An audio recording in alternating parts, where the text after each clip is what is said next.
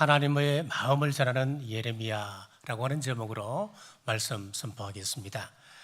먼저 예레미야 1장에서 5장까지 장별 내용을 살펴보면은 1장은 하나님께서 예레미야를 부르시는 소명장입니다. 하나님께서 불렀을 때 나는 아이라 말할 줄 모릅니다 라고 했습니다. 그러나 우리 하나님께서는 예레미야의 스피치 능력을 보시는 것이 아니었고 내가 전하는 말을 그대로 전하기만 하라라고 하셨습니다. 2장에서부터 4장까지는 이스라엘의 범죄입니다. 안타까워하시는 하나님이 반복해서 하시는 말씀이 돌아오라라고 말씀하십니다. 그런데 돌아올 기미가 보이지 않습니다. 그래도 하나님이 기회를 주시는데 그것이 바로 5장 말씀입니다. 5장에서 하나님은 어떤 분이신지 우리 하나님의 마음을 소개합니다. 1장 첫째, 오래 참으시는 하나님이십니다. 18절입니다. 여호와의 말씀이니라 그때에도 내가 너희를 진멸하지는 아니하리라. 자, 여기서 볼 수 있는 우리 하나님의 속성은 오래 참으시는 하나님입니다. 심판을 원하지 아니하시는 하나님이십니다. 자, 우리가 하나님에 대해서 많이 오해합니다. 우리 하나님은 무서운 하나님, 진노하시는 하나님, 벌 주시는 하나님이라고 생각들을 합니다. 물론 틀린 것은 아닙니다만은 성경을 전체적으로 보면 이것은 오해입니다. 우리가 하나님을 이렇게 오해하는데 성경을 우리가 전체적으로 보게 되면은 우리 하나님께서 어떻게 자신을 소개하시는지 우리가 알 수 있습니다. 하나님께서 이렇게 직접 자신을 소개합니다. 출애굽기 34장 5절에서 7절입니다. 여호와께서 구름 가운데 강림하사 그와 함께 거기 서서 여호와의 이름을 선포하실세 여호와께서 그의 앞으로 지나시며 선포하시되 여호와라 여호와라 자비롭고 은혜롭고 노하기를 더디하며 인자와 진실이 많은 하나님이라 인자를 천대까지 베풀며 악과 과실과 죄를 용서하리라. 그러나 벌을 면제하지는 아니하고 아버지의 악행을 자손 3, 4대까지 보응하리라. 하나님께서 인자는 천대까지, 그리고 죄악은 아버지의 죄악은 자손 3, 4대까지, 여기 3, 4대까지라 그랬어요. 천대하고 3, 4대를 어떻게 비교할 수 있겠습니까? 하나님은 심판을 원하지 않으신다 그 말씀이지요. 에스겔 33장 11절에서도 이렇게 소개합니다. 너는 그들에게 말하라. 주 여호와의 말씀이니라. 나의 삶을 두고 맹세하노니 나는 악인이 죽는 것을 기뻐하지 아니하고 악인이 그의 길에서 돌이켜 떠나 사는 것을 기뻐하노라. 이스라엘 족속아 돌이키고 돌이키라. 너희 악한 길에서 떠나라. 어찌 죽고자 하느냐 하셨다 하라. 악인이 죽는 것을 기뻐하지 아니하시고 그 길에서 돌이키는 것을 기뻐하신다 그랬습니다. 제발 좀 회개하라 우리 하나님께서 말씀하시는 거예요. 자, 우리 예수님께서 어떤 사람들은 이야기합니다. 재림이 왜 이래 늦으신지 모르겠다고. 왜 그럴까요?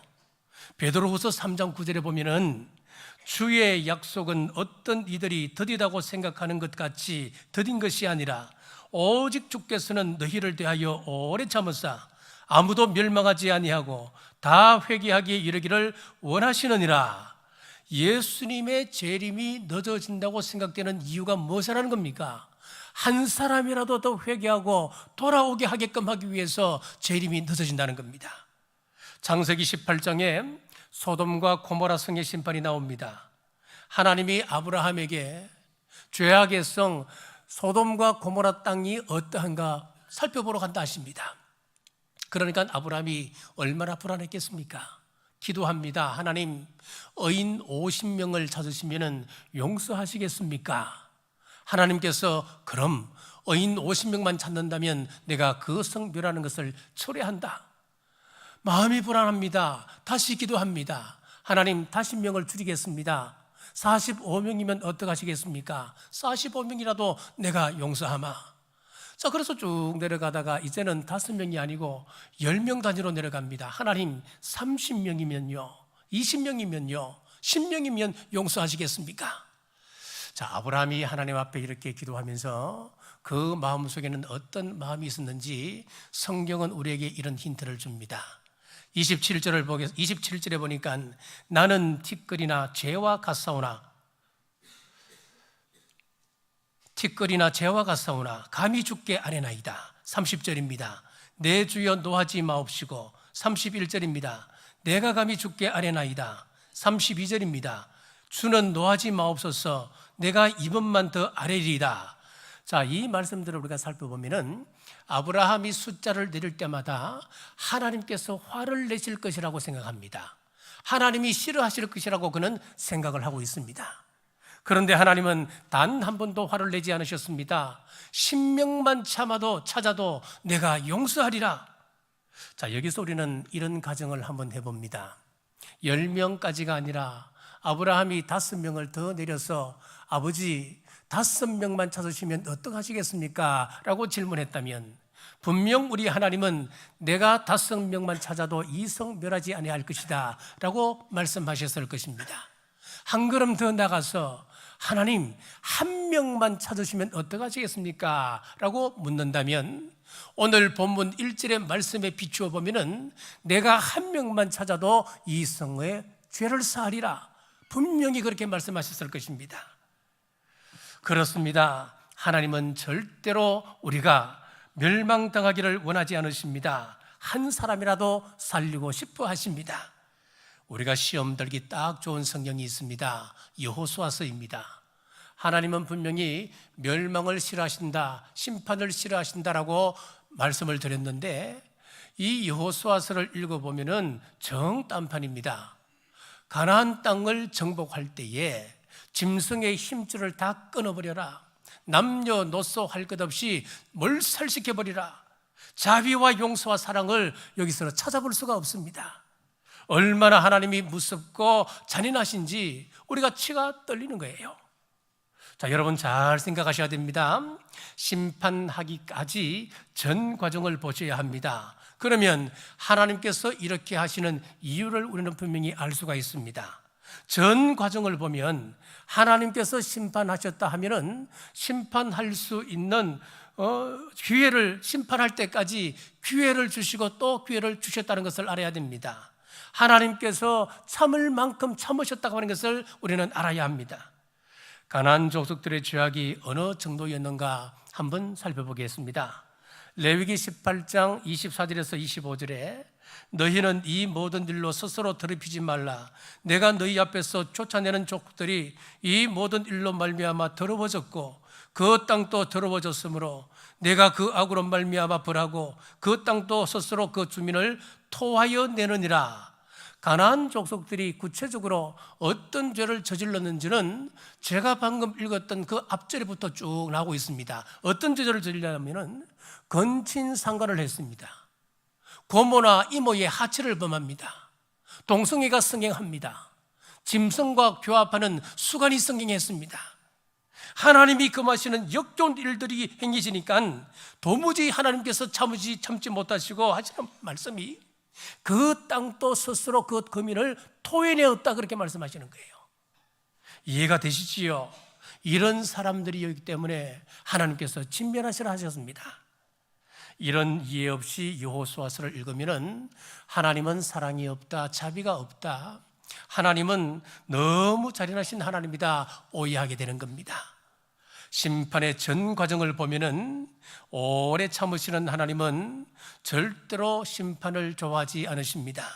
심판을 작정하셔도 심판의 그 마지막 순간까지도 기회를 주시는 우리 하나님이십니다. 그 증거가 어디 있느냐면은 여호수아 2장에 보면 기생 라합의 이야기, 여리고성 사건을 우리는 잘 압니다. 기생 라합이 정탐꾼들에게 당신의 하나님 여호와께서 행하신 모든 일들을 우리가 들었고 우리가 심히 두려워하고 간담이 녹았나이다 그런 이야기를 합니다. 하나님께서 가난 사람들에게 하나님이 어떤 존재인지 이미 소문나게 만드셨다고 하는 사실입니다. 그 소문을 듣고 깨닫고 돌아오는 자는 구원하신다고 하는 그 구체적인 예시가 기생 라합의 사건인 것입니다.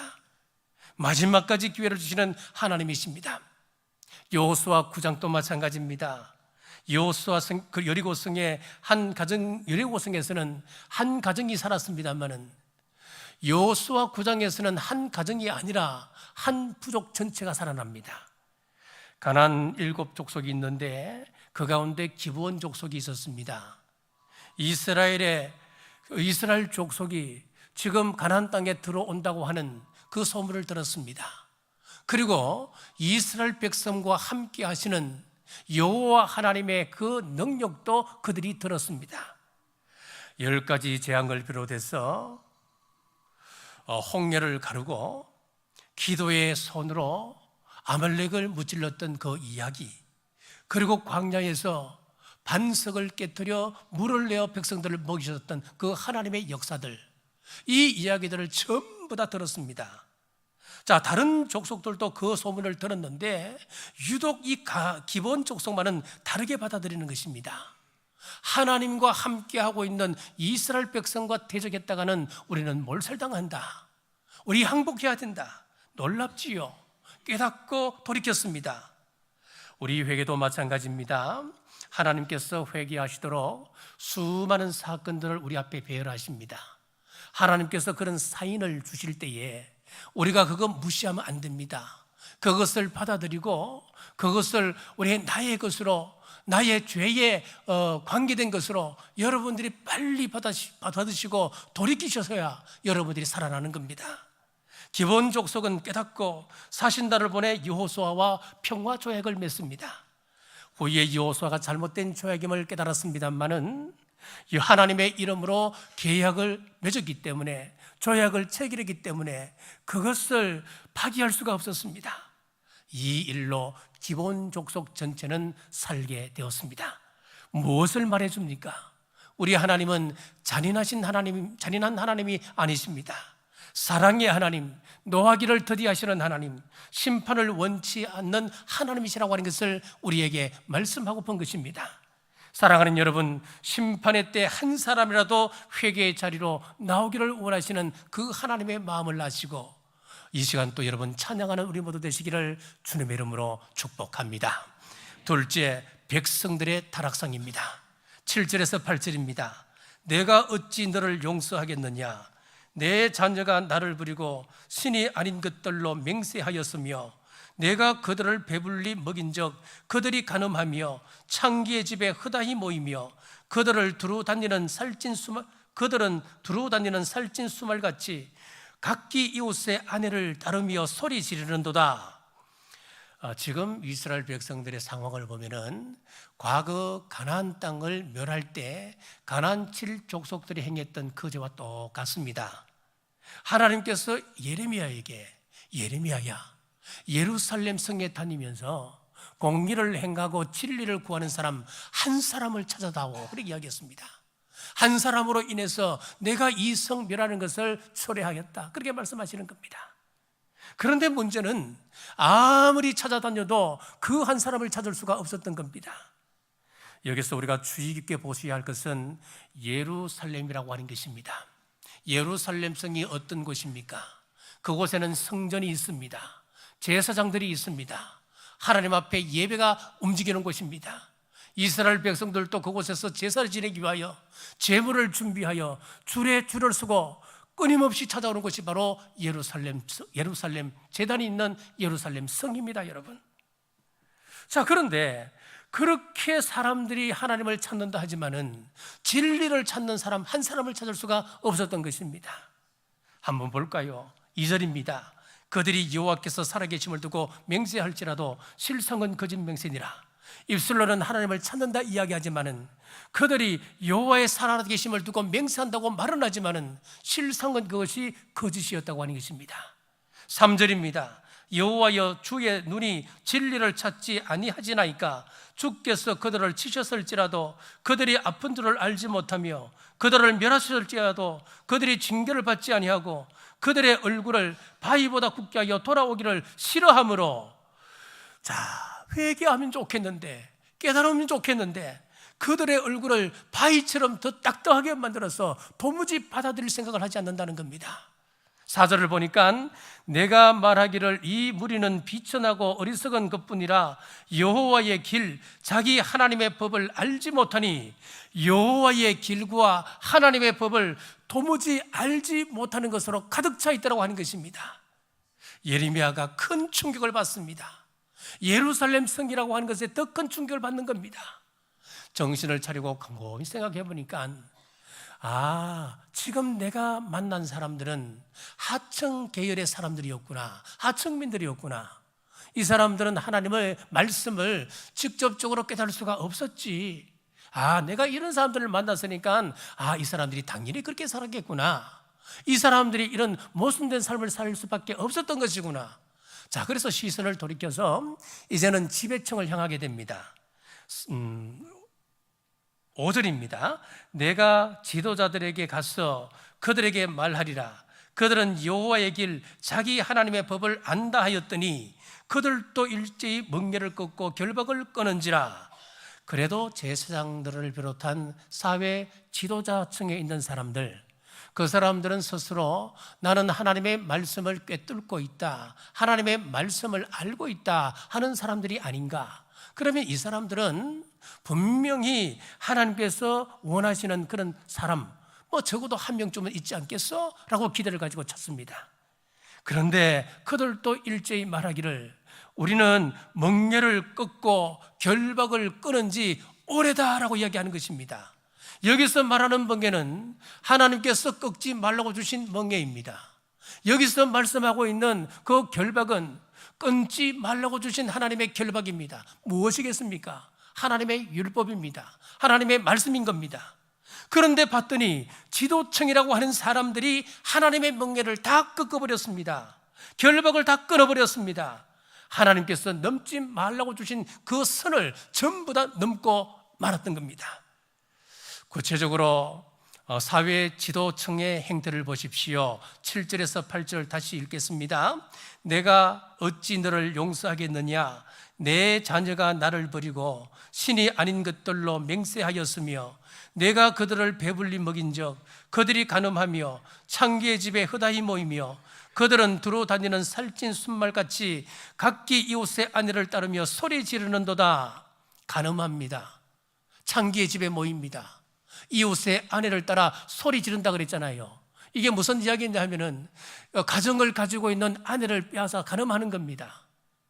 요즘 말로 이야기하면 가정 파괴범들인 겁니다. 오늘날 또 사회 지도층의 그 죄가 훨씬 큽니다.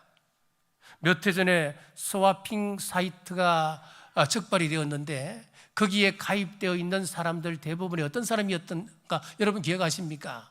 사회 지도자층이었습니다. 의사, 검사, 대학 교수 등 전문 직종을 가지고 있는 그런 사회 지도자층들, 경제적으로 여유가 있는 사람들이 더 성적으로 더 문란하고 더 죄악된 모습을 보이더라고 하는 것입니다. 여러분, 하나님께서 정하신 멍에를 꺾지 마십시오. 하나님께서 끊지 말라고 한 그 결박을 끊지 마십시오. 세상에 많은 사람들이 그까지 그 가정이 그리 중요해? 가정은 가정이고 사랑은 사랑이지. 내가 살면서 적당히 즐기다가 가면 그만이지 뭐. 여러분 그렇게 생각하지 마십시오. 이 세상 사람들처럼 가정 울타리를 넘어버리고 선을 넘지 마십시오. 하나님은 결혼 관계 안에서 부부가 서로에게 속박되는 걸 원하십니다. 아내는 남편에게 속박되고 남편은 아내에게 속박되는 것, 그것이 우리 하나님의 뜻입니다. 계속해서 이런 말씀이 나옵니다. 13절입니다. 선지자들은 바람이라 말씀이 그들의 속에 있지 아니한 적 그같이 그들이 당하리라 하였느니라. 지도층의 사람들이 이제 선지자들을 향하여 노골적으로 무시하고 조롱하는 말씀인데, 선지자들은 바람에 불과하다 그렇게 말했습니다. 이 말이 무슨 말이냐면 뒤에 이렇게 나오죠. 그들 속에 하나님의 말씀이 없기 때문에 마치 아무것도 없는 것처럼 보이는 있으나 마나한 바람 같은 존재다, 그렇게 무시하고 조롱하는 겁니다. 여러분, 세상에서 성도들이 언제 무시를 당하는 줄 아십니까? 하나님의 말씀이 그 속에 없을 때에 세상은 우리를 무시하는 겁니다.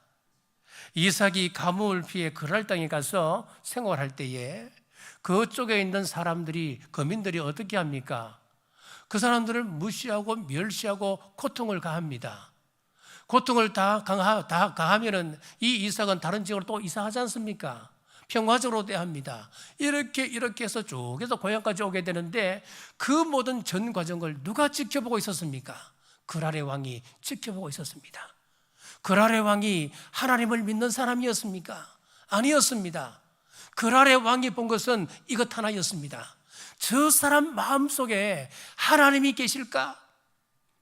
이삭의 마음속에 하나님의 말씀이 과연 거하고 계실까? 그것을 본 것이었습니다. 그래서 그것을 보고 그랄 왕이 이삭을 찾아와서 고백하는 것이 무엇이었습니까? 내가 당신을 통하여 하나님을 보았습니다. 그렇게 말씀하는 거예요. 여러분, 세상 사람들이 우리를 지켜보고 있습니다. 저 사람이 경주 남부교회 성도라고 하는데 과연 저 성도 안에 하나님의 말씀이 살아계실까? 과연 저 사람 마음속에 우리 하나님, 저들이 믿는 신 하나님이 거하고 계실까? 그것을 알게 모르게 우리를 지켜보고 있다고 하는 사실입니다. 여러분, 그렇습니다. 하나님의 말씀이 그 속에 있을 때는 세상이 우리를 절대 무시하지 못합니다. 하나님의 말씀이 우리 안에 충만하시기를 주님의 이름으로 축복합니다. 지금 본문의 상황을 보십시오. 지금 이 사람들이 하나님의 뜻대로 살고 있습니까? 살고 있지 못하고 있습니까? 살고 있지 못하고 있지요. 자, 본인들은 하나님 말씀대로 살고 있지 못하면서 선지자들 속에 하나님의 말씀이 있는지 말씀이 없는지 이것은 정확하게 그것을 알아맞힙니다. 여러분, 이것을 뒤집어 이야기하면은 우리가 설교를 듣는 귀가 중요합니다. 하나님의 말씀을 듣는 귀가 열려야 하나님의 은혜가 임할 수 있지요. 하나님의 은혜를 깨달을 수가 있지요. 자, 그런데 듣고 깨닫는 것이랑 하나님의 말씀을 따라 순종하고 사는 삶은 전혀 별개의 문제다 하는 것을 알 수가 있습니다. 우리는 흔히 오늘 또 말씀을 깨닫고 아멘하고 기쁨으로 집으로 돌아갔다 그러면 끝이라고 생각하지요. 아니에요. 이것은 우리의 삶과는 별개의 문제입니다. 우리는 말씀을 붙잡고 말씀대로 살아야 하는 겁니다. 하나님의 말씀을 잘 알고 있는 지도층의 사람들을 보십시오. 하나님의 말씀을 다 알고 있었습니다. 그런데 그 삶을 보면 엉망이었던 겁니다. 대제사장이나 선지자들도 똑같습니다. 문제투성이었습니다. 31절입니다. 선지자들은 거짓을 예언하며 제사장들은 자기 권력으로 다스리며 내 백성은 그것을 좋게 여기니 마지막에는 너희가 어찌하려느냐. 자, 선지자들 속에 하나님의 말씀이 없으니까 거짓 예언을 하게 됩니다. 또 제사장들은 구별되어야 할 사람들인데 종교의 이름으로 백성들의 삶을 지배하면서 권력인 양 허세를 부리게 되는 것입니다. 자, 사랑하는 여러분, 오늘 우리 삶을 말씀에 비추어 보십시오.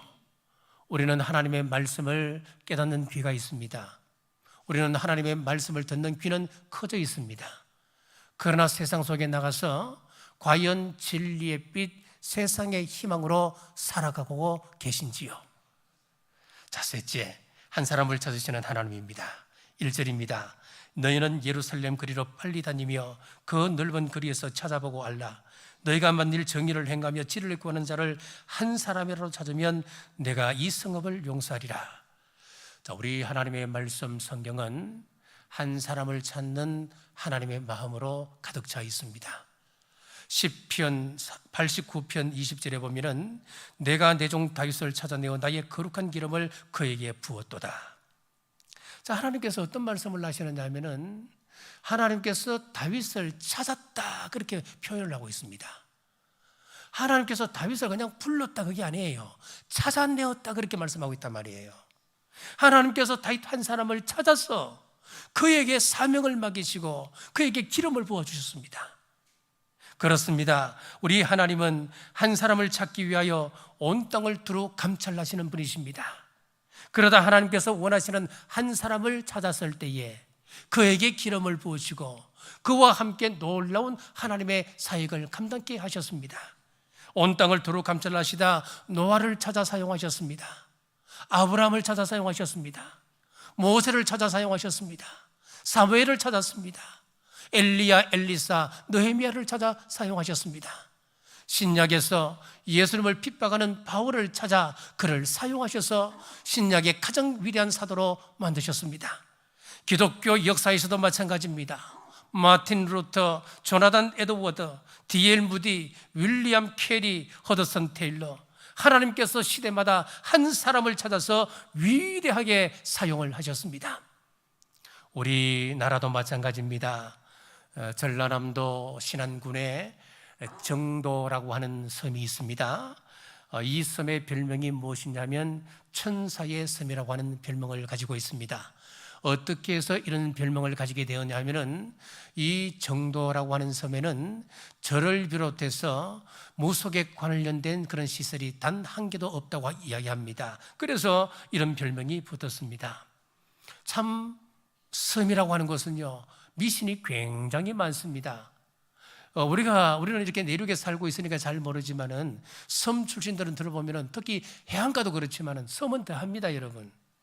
이기풍 목사님의 선교 그 일화를 아실 겁니다. 이분은 평양 장로의 신학교 1기 졸업생인데 졸업 후에 제주도로 선교를 떠나게 됩니다. 제주도는 그 당시에 예수님을 믿는 사람이 단 한 명도 없었기 때문에 선교적 입장에서 보면은 완전히 선교지나 마찬가지였습니다. 자, 그래서 이 곳에 도착해 보니까 미신이 얼마나 많은지 그때 그 당시에도 사람을 바치는 인신공양이 있었습니다. 산 사람을 귀신에게 바치는 거예요. 산신령에게 바치는 거예요. 그래서 이기봉 목사님이 굴 속에 들어갔더니 큰 바위가 있습니다. 제단처럼 생겼습니다. 그 제단 위에, 바위 위에 6살쯤 되어 보이는 아이가, 그 병든 아이였습니다. 병든 아이가 흰 천을 덮어놓고 덮은 채 안에서 훌쩍 울고 있습니다. 무당이 부닥거리를 한 차례 하고 무당이 나오고 나니까 시간을 맞추었던 어떻게 그것을 알고 큰 구렁이가 한 마리 나오더니만 그 아이 얼굴에 혀를 날름거리며 삼키려고 합니다. 순간 이기범 목사님이 가지고 간 긴 막대기, 큰 몽둥이를 가지고 그 뱀의 머리를 때렸습니다. 뱀이 이제는 공격 대상이 바뀌는 거지요. 이 목사님을 달라들고 목사님의 몸을 감기 시작합니다. 그 뱀을 붙잡고 바위에 문지르면서 사투를 벌여 그 뱀을 죽이고 그 아이를 구하는 그 성교회라는 효명하지요. 이 일로 제주도의 첫 교회인 성내교회가 만들어지고 이후에도 13개의 교회를 이기풍 목사님이 개척을 합니다. 그래서 제주도 선교의 아버지가 되었습니다. 하나님께서 그 선교의 불모지, 복음의 불모지에 이기풍 목사님 단 한 명을 보내셔서 놀라운 역사를 일으키셨던 겁니다. 자, 이렇게 섬에는 미신이 많은 곳입니다. 우리 교회에서 선교하고 있는 인도네시아 발리는 얼마나 귀신이 많은지 신들의 섬이라고 하는 별명을 가지고 있습니다. 우리 바로 옆에 있는 일본은 섬나라 아닙니까? 일본에도 귀신들의 이름이 800만 개가 있습니다.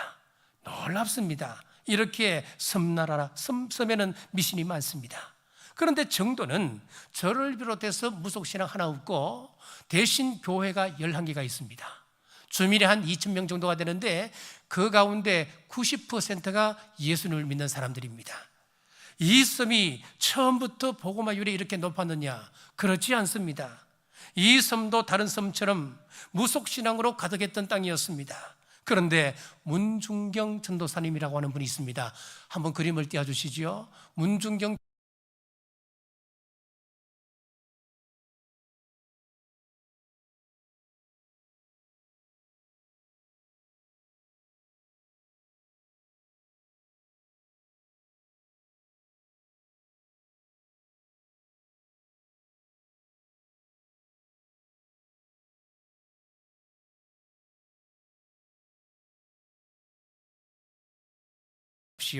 아프리카입니다. 지금 우리는 그리고 전 세계적으로 우리 개신교가 너무 침체되어져 간다. 너무 이제 교세가 약해져 간다. 걱정들을 많이 하고 있는데 지난 100년 동안 부흥한 지역은 아프리카입니다. 과거 아프리카 그러면은 정령 숭배, 토테미즘, 애니미즘 이런 단어가 떠올랐을 것입니다. 그런데 지금은 아닙니다. 그동안 수없이 많은 나라에서 선교사를 파송한 결과 지금 선교의 놀라운 결실을 맺고 있습니다. 자, 아프리카는 사하라 사막을 중심으로 해서 이북은 이슬람이고 이남은 기독교입니다. 우간다, 콩고 같은 나라는 전 국민의 90%가 기독교인입니다. 그리고 우간다 같은 나라는 대통령이 취임할 때에 성경책에 손을 얹고 선서하는 나라가 우간다입니다. 우리나라에도 우간다와 국경을 마주하고 있는 르완다에서 오신 우리 목사님 두 분이 계셔요. 지금 영어 예배를 인도하고 있는데 이노센트 목사님과 잠비의 목사님입니다. 자, 서아프리카에 가면은 나이베리아라고 하는 나라가 있어요. 거기 보면 윌리엄 웨이드 테리스라고 하는 사람이 있었습니다. 자, 이 사람은 예수님을 영접하고 난 이후에 18개월만 복음을 전거했습니다. 그런데 그 18개월 동안 놀라운 일이 생겼습니다. 자, 아프리카는 어떤 곳이지요? 아프리카는 흑마술이 또 유명합니다. 뭐 토템미즘, 뭐 정령신앙 이런 것도 유명하지만은 흑마술이 유명해요. 우리 사극을 보면은 뭐 인형을 만들어 놓고 바늘 가지고 막 콕콕 쑤시고 이러면은 뭐 중전 마마가 병을 뭐 시름시름 앓다가 어느 날 죽더라 하는 그게 흑마술이에요. 이런 것이 그 나라는 굉장히 아프리카는 유명해요. 자, 이런 것들을 다 철폐해야 된다. 그리고 정령신앙에 관련된 그런 모든 것들을 불태우고 그리고 이제부터는 살아계신 하나님 앞으로 돌아와야 된다. 이걸 18개월 했습니다. 놀라운 일이 벌어졌습니다. 그 기간은 짧았지만은 10만 명의 사람이 이분에게 세례를 받았습니다. 한 사람이 하나님 앞에 붙들려니까 우리의 상상을 초월한 일들이 벌어지게 되는 것입니다. 말씀을 맺겠습니다. 예루살렘에서 정의롭고 공의로운 자 한 사람을 찾으신 하나님이 이 시대 우리 경주 땅에서도 사람을 찾고 있습니다. 오늘 예루살렘에서는 한 사람을 찾지 못하여 실망하며 슬퍼하시는 우리 하나님께서 경주 땅에서 한 사람을 찾으시고 기뻐하셔서 그에게 큰 소명을 맡겨주실 것 생각하면 가슴이 설레지 않습니까? 그 한 사람이 바로 여러분 한 분이시기를 주님의 이름으로 축복합니다. 하나님께는 세상 하기가 그다지 중요하지 않습니다. 경제적인 부유함, 그것이 조건이 될 수가 없습니다. 사회적인 지위도 아닙니다. 단 하나, 오직 정의를 행하며 진리를 구하는 것 하나만 있으면 됩니다. 그냥 나만 겨우 믿고 사는 사람이 아니라 하나님께 붙드는 자가 되어서 하나님의 영광의 도구로 쓰임받기를 소원하십시오. 나를 통하여 우리 가정을 변화시켜 주옵소서. 나를 통하여 우리 구역을 변화시키시고 우리 교회를 변화시켜 주옵소서. 나를 통하여 이 땅을 바꾸어 주옵소서. 정의를 행하며 진리를 구하는 우리 주님께서 찾으시는 그 한 사람이 여러분이시기를 주님의 이름으로 축복합니다. 기도하겠습니다. 예레미야를 통하여 말씀하시는 하나님 감사합니다. 오늘 또 주님의 백성들이 예배를 드립니다. 우리의 심령을 감찰하시는 하나님께서 저희들을 보실 때 주님 찾으시는 그 한 사람인지요, 아니면 많은 사람들이 모여 찬송도 부릅니다만 내가 찾는 그 사람은 없다 또 탄식하실지 두렵습니다. 이 시간 우리의 마음을 돌아봅니다. 하나님이 보시고 이 땅에 나의 사람이 있구나 기뻐하는 우리 남부의 성도들이 되게 하여 주옵소서. 다시 오실 예수님 이름으로 간절히 기도드리옵나이다. 아멘.